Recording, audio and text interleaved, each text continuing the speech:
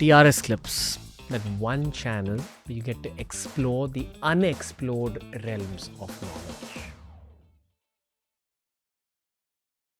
सवाल आपसे ये है कि वक्त के साथ मेरे ख्याल से 25 या 30 साल हुए for you as a lawyer? 25 years. Yeah. 25 years of seeing lots and lots of divorces. Yes. तो आप प्यार में ज्यादा बिलीव करने लगे हो या कम? I have started believing in what is meaningful love. अभी meaningful love का ये मतलब है जिस love में to a large extent mutual give and take है, mutual expectations है, और जो इतना glossy, shiny जैसे होता है वो नहीं है, या इतना bitter भी नहीं है. तो real meaningful love में जो होता है you build up the score. और ये जो love होता है इसमें रोमांस हो या ना हो, उसमें फिजिकल इंटीमेसी हो या ना हो, these are all according to be not so important. पर इसमें जो एक कमिटमेंट होती है, और जिसको मैं हमेशा बार बार ये वर्ड यूज़ कर रही हूँ Ranveer, but pardon me for that, जो एक सरेंडर की जो एक भावना होती है, which is not showing that you are weak. It is not coming from a position of weakness, coming from a position of strength. When I surrender myself to the partner. How does one teach this concept of surrender to a younger person? मतलब अब By समझाओगे action. कैसे? By action. It cannot be taught. A child has to learn at his place. So, would you say कि especially young married couples को आप ये कहोगे कि learn surrender early? Young couples को ये कहेंगे कि देखिए ये जो सब हो गया, you have to understand that your relationship has started today. There are going to be several instances जहाँ पे आपके दोनों के व्यूज़ काफ़ी अलग होंगे, पर उस समय आप क्या करोगे? जो एक साथ है दैट्स फाइन, वो तो बहुत बड़ी अच्छी बात है. पर जहाँ पे कम्प्लीटली डिफरेंट है, क्या आप कहोगे ठीक है आज मैं इनकी बात मान लेती हूँ? क्या ये उनका एक्सपेक्टेशन वाइफ का गलत रहेगा कि नेक्स्ट टाइम ये मेरी बात मानेंगे? अगर ये अंडरस्टैंडिंग होती है तो ये रिलेशनशिप कंटिन्यू होती है. और जहाँ वो सरेंडर जो होता है टू रिस्पेक्ट योर विशेस. पर जब मैं कहती हूँ कि रिस्पेक्ट योर विशेस, इसका मतलब ये नहीं कि आप डोमिनेट करो मुझ पे. जब मैं आपको एक if I give you an inch, I expect you at least something to give, अगर ये लॉन्ग लास्टिंग हो. Sorry, I have to just get one thought out of my head. तो हमारा I am not doing this for marketing, but हमारा एक अलग business है जहाँ हम लोगों को करियर स्किल सिखाते हैं. Right. And one of the key requests in that business, okay, the business called Skill House. Skill House में one of the key requests is, yaar, please make a conflict resolution course. Correct. And I've been thinking about this. I've been writing out the course. But मेरे को तो लगता है कि ये जो skill है कॉन्फ्लिक्ट रेजोल्यूशन की, आप भी यही कह रहे हो कि Yes. ये की करियर और लाइफ स्किल दोनों है, दोनों है. राइट? They are both. तो जितने भी on the brink of divorce couples आते हैं आपके पास, Right. Do you think that if both the partners had the skill they would have been able to save their marriage? So whether they had the skill or not, but at least, yes, I mean, to answer your question, बराबर है, they could have saved their marriage, but if it is not there, वहाँ पे आप ये कर सकते हो, you can inculcate that. क्या conflict resolution as Conflict resolution as a skill in the early days of marriage by the elders, in that sense of the word, just by action, just by creating an ambience where things are respected. You know what happens literally in joint families में क्या होता है? अभी तो कम है आजकल के ज़माने में individual families, but in joint families जो होता था, एक sense of respect था for the elders, for the values and the traditions, और उससे से आप पले बढ़े. So that becomes a part of your life. तो जहाँ पे हम ये बात कर रहे हैं कॉन्फ्लिक्ट, जिसको रेजोल्यूशन की जो स्किल्स की बात कर रहे हैं, वो it is imbibed in you as you grow up, seeing the circumstances around.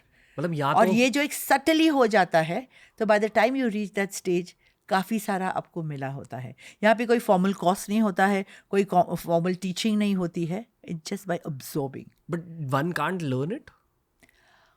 Now learn means, how can you learn that, okay, you adjust to ABC?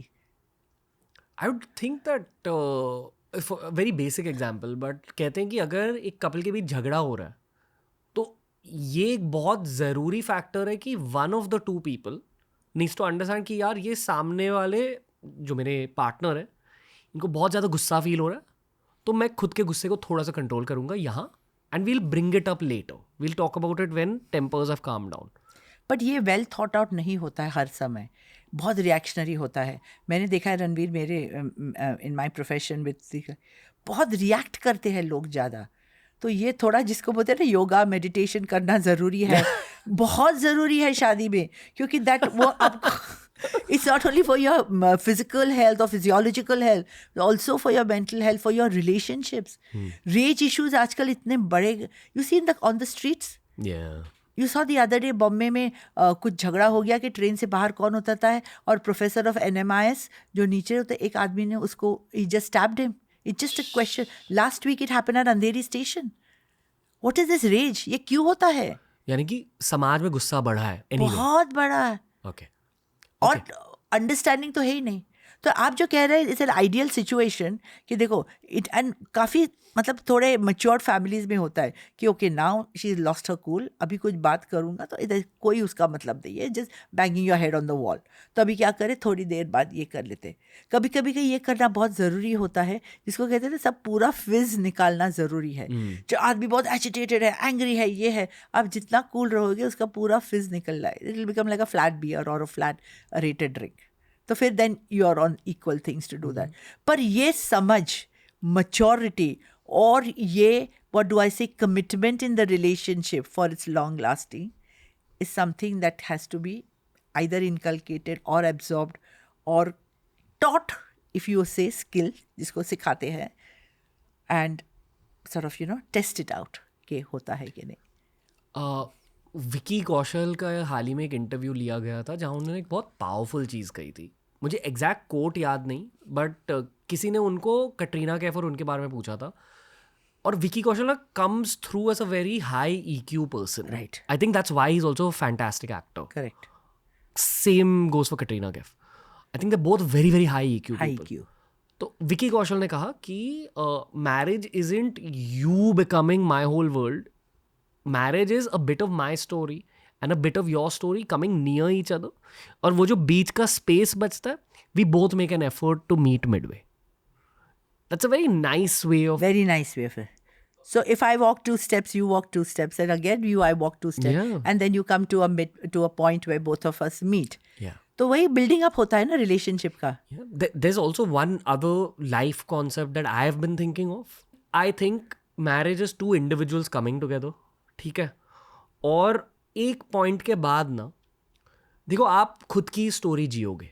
Yes. Life is slightly individualistic in its core. Yes.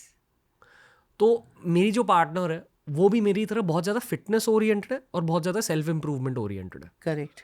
तो हम साथ में योगा करते हैं, workout करते हैं, meditate करते हैं, and I think that's the core of why we are happy with each other. With each other. Common interest, common likings, and common sort of ways of working out towards life. But again this is 2 fitness oriented individuals. मान लो there is a couple who are not so much into fitness. तो is the protocol कि यार activities ढूंढो साथ में करने के लिए. That's what you point people to. Or your pleasure, your plays, your movies, your entertainment, musical programs which are there, which both of you enjoy. Thanks for watching TRS clips. Make sure to explore the channel. ऐसे ही बहुत सारे clips upload करें. You will keep working out your brain as you keep exploring the channel.